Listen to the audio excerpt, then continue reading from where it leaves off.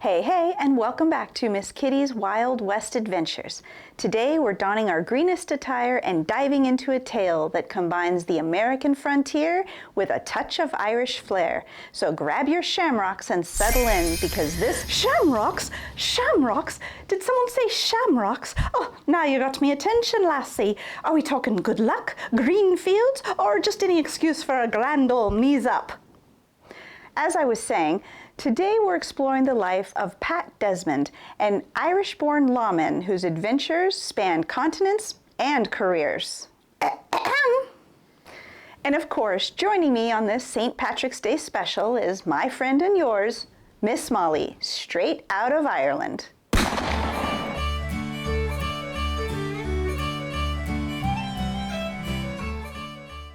Our story begins in County Cork, Ireland, around 1842, where young Pat Desmond was born into a family with noble roots. Unfortunately, being noble in Ireland didn't always come with good fortune. His father faced imprisonment, and their lands were seized by the English. In 1864, at the age of 22, Pat set sail for America, a land promising opportunity. But only if you could fight for it. Ah, yes. The grand tradition of swapping one misery for another.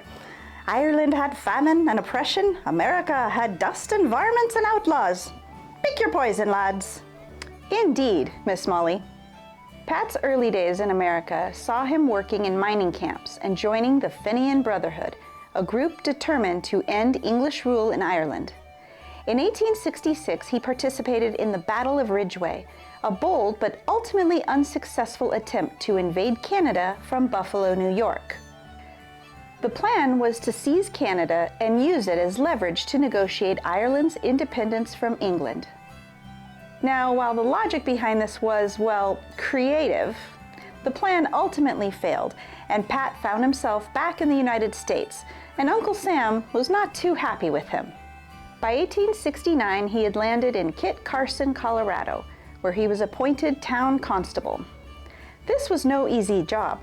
The population of Kit Carson at the time was about 1,500, and most of them liked to settle disagreements with bullets rather than with words.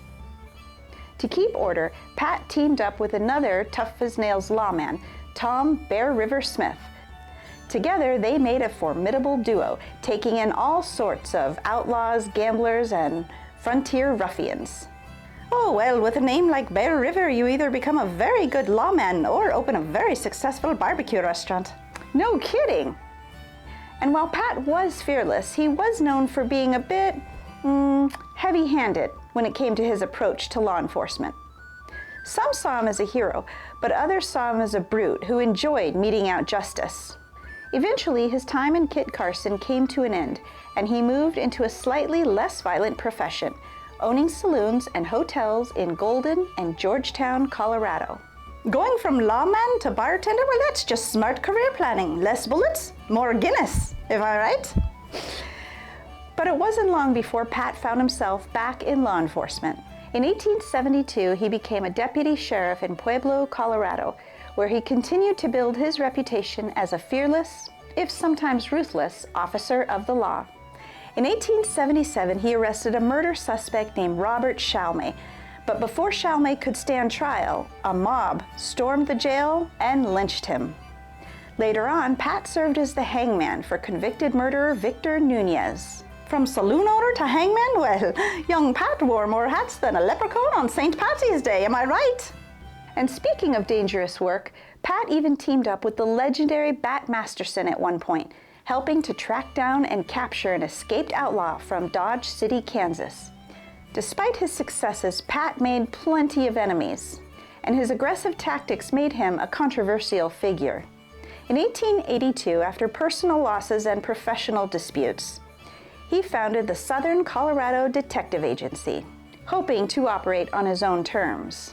But trouble still followed him, and tensions with local law enforcement led to a few clashes, some that turned violent. In 1889, seeking a fresh start, Pat and his wife Eva moved to Ogden, Utah, opening the Ogden River Resort. Yet trouble seemed to follow. On February 28, 1890, Pat got into an altercation with a man named Tom Todd, inside the very saloon that he owned. The confrontation escalated quickly, and before the dust settled, Pat Desmond lay dead. From Ireland's green shores to the American frontier, Pat's life was a roller coaster of ups and downs, one wild ride, eh? Here's to a man who lived hard, fought harder, and left behind a legend as tough as an old boot, eh? Well said, Miss Molly. Pat Desmond's story is a testament to the indomitable Irish spirit, leaving an indelible mark on the tapestry of the Wild West. We hope you enjoyed this episode of Miss Kitty's And Miss Molly's Wild West Adventures. If you did, be sure to give this video a thumbs up, hit the subscribe button, and ding the bell for notifications. And in the meantime, we'll catch you on down the Emerald Trail. I hope you enjoyed this episode of Miss Molly's Irish Adventure. If you did, be sure to give it a thumbs up, hit the subscribe button, and ding the bell for notifications. And in the meantime, I'll catch you on down the Leprechaun Trail. Sláinte!